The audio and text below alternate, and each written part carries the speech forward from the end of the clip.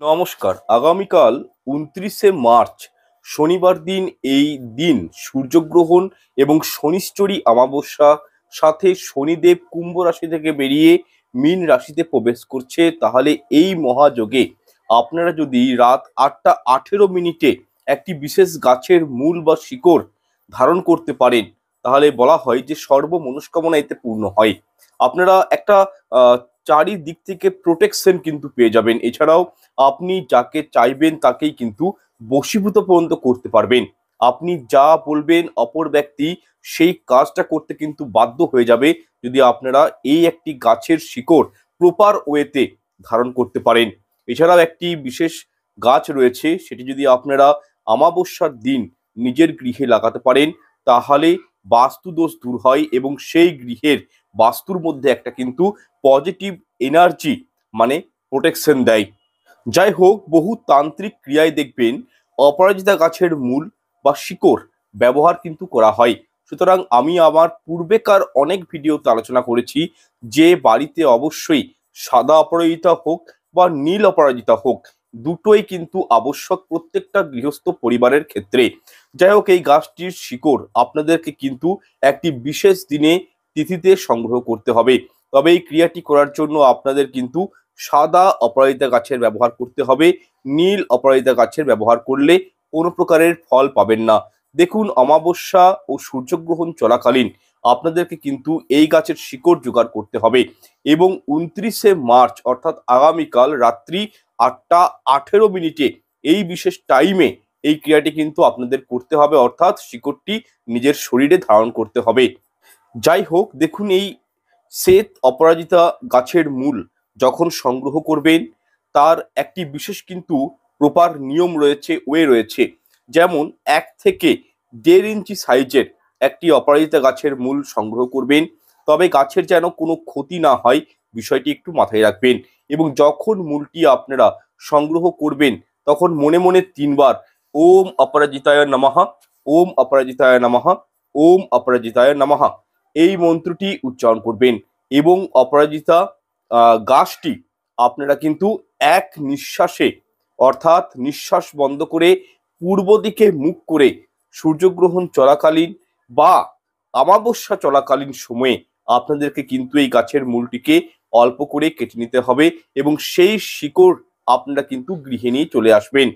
এরপর এই শিকড়টিকে কি করবেন, ভালো করে গঙ্গা জল দিয়ে পরিষ্কার করে ধুয়ে আপনারা নিজেরা স্নান করে এই ক্রিয়াটি করবেন, শুদ্ধ বস্ত্র পরিধান করবেন এবং শ্বেত অপরাজিতা মূলটিকে ভালো করে শ্বেত চন্দন তার উপর লাগিয়ে দিবেন। তারপর ভগবান শিবের একটি বিশেষ মন্ত্র রয়েছে, ওম নমঃ শিবায়, এটি শিবজির মানে বীজ মন্ত্র। এই মন্ত্রটি আপনারা অন্তত পক্ষে ২১ বার জপ করবেন এবং ওই অপরাজিতা মূলে ধূপ ধুনো সহযোগে একটু পুজো করবেন। এরপর ওই মূলটিকে এই দিন সন্ধ্যায় কিছুক্ষণ মা কালীর চরণে রেখে দিন। যদি আপনাদের ঘরে মা কালীর কোনো মূর্তি বা ছবি থাকে সেখানেও রাখতে পারেন, বা আপনারা আপনাদের ঘরের শিবলিঙ্গে মহাদেবের কাছেও এটি কিছুক্ষণের জন্য রেখে দিন। বা যদি আপনাদের গৃহে মা দুর্গার কোনো ছবি থাকে, মূর্তি থাকে, সেখানেও মা দুর্গার চরণেও আপনারা কিন্তু এই মূল বা শিকড়টিকে আধ ঘন্টার জন্য রেখে দিবেন এবং ভগবানের কাছে মনে মনে প্রার্থনা করুন যে আপনার জীবনে কি চাই বা আপনি কি অভিষ্ট লক্ষ্য নিয়ে, কি মনোবাসনা নিয়ে এই উপায়টি করছেন সেটি ভগবানকে জানাবেন। মা কালীর সামনে, মহাদেবের সামনে বা মা দুর্গার সামনে বিষয়টি কিন্তু ব্যক্ত করবেন এবং মনে মনে নিজের মনস্কামনা ব্যক্ত করে এই শিকড়টি লাল কাপড়ে মুড়ে লাল সুতো দিয়ে বেঁধে ঠিক রাত্রি ৮টা ১৮ মিনিটে, পুনরায় বলছি ২৯শে মার্চ শনিবার দিন অর্থাৎ আগামীকাল, আপনারা সন্ধ্যার থেকে এই ক্রিয়াগুলো করবেন এবং সমস্ত ক্রিয়া হয়ে যাওয়ার পর রাত্রি ৮টা ১৮ মিনিটে এই শিকড়টি কিন্তু ধারণ করবেন। এক্ষেত্রে পুরুষেরা পরবেন ডান হাতে, গলাতে, কোমরে; মহিলারা পরবেন বাম হাতে, গলাতে বা কোমরে। ঠিক আছে, পরিধান করতে পারেন। দেখুন, এক্ষেত্রে অনেকেই হাতে বা কোমরে এই সবগুলো বাঁধতে খুব একটা স্বাচ্ছন্দ্য বোধ করেন না। তারা একটা কাজ করবেন, এই শিকড়টি লাল কাপড়ে মুড়ে কোনো মাদুলি বা তাবিজে ভরেও শরীরে ধারণ করতে পারেন। দেখুন, আপনারা এই টোটকাটি একবার করে দেখুন। আশা করছি আপনাদের যে মনস্কামনা নিয়ে, মনস্কামনাটা কিন্তু একটি রাখবেন যে মনস্কামনা নিয়ে করছেন সেটি কিন্তু পূরণ হয়ে যাবে। এবং এই শিকড়টি সঙ্গে থাকা মানে আপনারা জানুন যে আপনাদের চারপাশে একটা কিন্তু মানে দৈবিক শক্তির প্রোটেকশন তৈরি হয়ে যায়, পজিটিভ এনার্জির প্রোটেকশন তৈরি হয়ে যায়। এর ফলে দেখবেন আপনাদের জীবনে আর্থিক উন্নতি হয়েছে। কোনো ব্যক্তি যদি আপনাদেরকে খুবই অপছন্দ করে থাকে, সেই ব্যক্তি কিন্তু আপনাদেরকে মানে আপনাদের সঙ্গে মিলামেশা করতে পছন্দ করবে, আপনাদের প্রতি একটা আকৃষ্ট ভাব তার মধ্যে কিন্তু ক্রিয়েট হবে। যাই হোক, এরপর আপনাদেরকে কিছু আমি সতর্কতার কথা বলবো, যেগুলো কিন্তু আপনাদেরকে মেনে চলা উচিত আগামীকাল।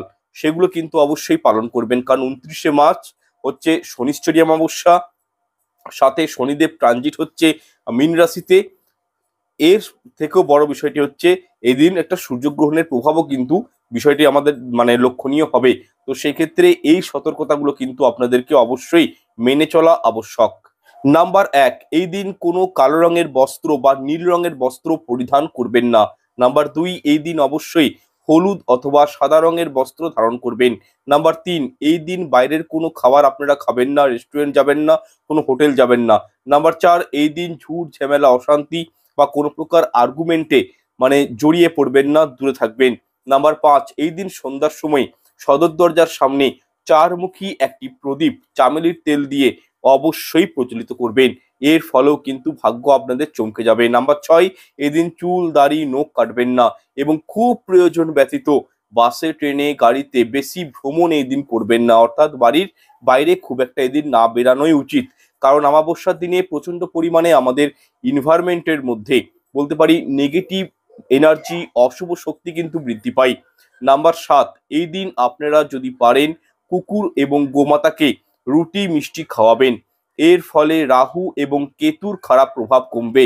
নাম্বার 8, আপনারা আগামীকাল 29শে মার্চ শনিবার দিন আপনাদের বাড়ির সামনাসামনি যদি কোনো মা কালীর পুজো হয়ে থাকে, কোনো যদি মন্দির থাকে, সেখানে আপনারা 108টি লাল জবা ফুল দিয়ে মালা তৈরি করে সেটি মাকে নিবেদন অবশ্যই করবেন এবং নিজের মনস্কামনা বলবেন।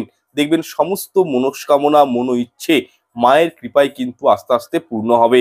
এবং প্রত্যেক অমাবস্যায় যারা মা কালীকে জবা ফুল নিবেদন করেন তাদের উপর কিন্তু মা কালীর একটি আশীর্বাদ বা বলতে পারি এক প্রকার ব্লেসিং কিন্তু উনার আপনাদের উপর সারা জীবন থাকবে।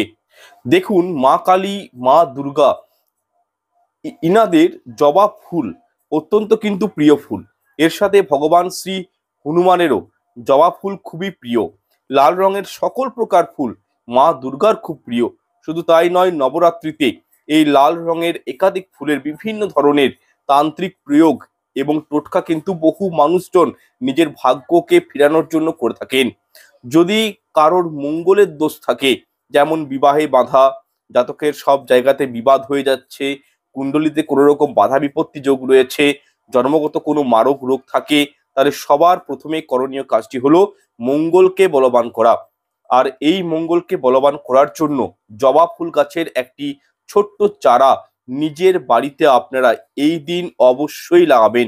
আর সেই গাছটির একটি করে ফুল নিয়ে অন্তত 2 থেকে 3 মাস প্রভু শ্রীরামের নাম স্মরণ করে হনুমানজিকে আপনারা কিন্তু এটি নিবেদন করবেন। তাহলে দেখবেন যে কোনো প্রকার মঙ্গল দোষ কিন্তু আপনাদের জীবন থেকে কেটে যাবে। শুধু তাই নয়, এতে মঙ্গল দোষ দূর হওয়ার সাথে সাথে হনুমানজির মানে অত্যাধিক ব্লেসিং পাওয়া যায়। কারণ আমি আগেই বললাম, হনুমানজিরও সব থেকে প্রিয় ফুল হচ্ছে এই জবা ফুল।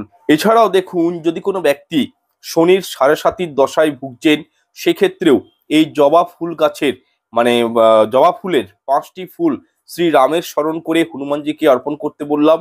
এবং কি এর ফলে কি হয়, সেই মানুষের জীবন থেকে শনির 7.5 প্রভাবটা কিছুটা হলেও কমবে।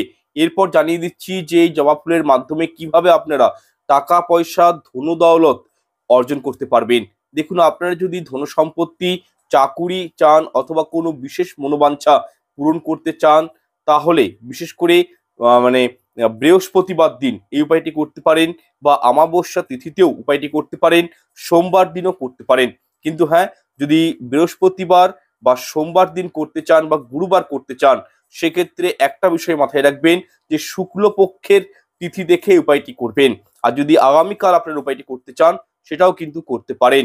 আপনারা কি করবেন, আপনারা জবা ফুল গাছের জবা ফুলের 9টি ফুল সংগ্রহ করবেন নিখুঁত দেখে এবং সেটির মালা তৈরি করবেন। এরপর আপনারা কি করবেন, পরপর 9 দিন পর্যন্ত, ঠিক আছে, রাত্রিকালীন 9 ঘটিকার পর মাতা দুর্গাকে অর্পণ করবেন ওই মালাটি। মাঝে কোনো গ্যাপ দিবেন না। পরপর যেদিন থেকে স্টার্ট করবেন, ধরুন আগামীকাল থেকে স্টার্ট করছেন ক্রিয়াটি করতে, টানা 9 দিন করবেন। যদি কোনো শুক্লপক্ষের সোমবার বা বৃহস্পতিবার দিন থেকে শুরু করছেন, তাহলে সেক্ষেত্রেও টানা 9 দিন মা দুর্গার কোনো মূর্তিতে, মা দুর্গার কোনো ছবিতে, বা আপনাদের সামনাসামনি যদি কোনো আদ্যাশক্তির মন্দির থাকে, দশ মহাবিদ্যার মন্দির থাকে, সেখানেও গিয়েও আপনারা কিন্তু এই 9টি জবা দিয়ে তৈরি মালাটি আপনারা কিন্তু মাকে নিবেদন করবেন। মনে রাখবেন, প্রত্যেকটি জবা ফুলের রং যেন লাল হয়। কোনো বিশেষ মনোবাঞ্ছা পূরণ করার সময় এই উপায়টি মেনে চলবেন। সেক্ষেত্রে দেখবেন আপনাদের মনস্কামনা পূর্ণ হওয়ার থেকে কেউ আটকাতে পারবে না। ব্রহ্মাণ্ডের কোনো শক্তি আপনাদেরকে আটকাতে পারবে না। আপনাদের সেই মনস্কামনা কিন্তু পূর্ণ হবে। এবং কি এমনটা বলা হয় যে মা দুর্গাকে একটি লাল জবা ফুল অর্পণ করলে 100টি গরুদানের সমতুল্য পুণ্য অর্জন হয়।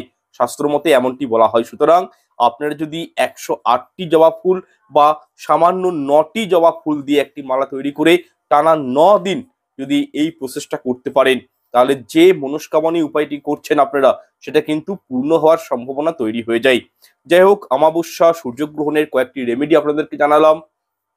এই দিন কোন কর্মগুলো করা উচিত নয় সেগুলো আপনাদেরকে জানালাম, এবং বিশেষ একটি গাছের শিকড় সম্পর্কে আপনাদেরকে আজকে আমি কিন্তু বললাম। ভিডিওটা এখানে আমি সামারাইজ করে দিলাম, বিষয়গুলো বুঝতে পেরেছেন। তবুও আপনাদের কোনো প্রশ্ন মতামত থাকলে কমেন্ট সেকশনে অবশ্যই করবেন। কমেন্টে একটি বার হলেও জয় মা কালী লিখে জানাবেন, এতে আমরা অত্যন্ত অনুপ্রাণিত হব। এবং তার সাথে জয় বাবা ঠাকুরের জয় লিখে জানাবেন, কারণ এই দিনটিতে শনিদেব নিজের রাশি পরিবর্তন করছে। তো সেক্ষেত্রে অবশ্যই বিষয়গুলো একটু মাথায় রাখবেন, এবং চ্যানেলটি ভালো লেগে থাকলে লাইক, শেয়ার এবং সাবস্ক্রাইব করতে ভুলবেন না। যারা পার্সোনালভাবে কনসালটেশন পেতে চান, তারা আমার হোয়াটসঅ্যাপ নাম্বারে মেসেজ করতে পারেন। ভিডিও ডেসক্রিপশন বক্সে হোয়াটসঅ্যাপ নাম্বার দেওয়া রয়েছে। দেখা হচ্ছে পরের অনুষ্ঠানে। ঈশ্বর আপনাদের মঙ্গল করুক। নমস্কার, ধন্যবাদ।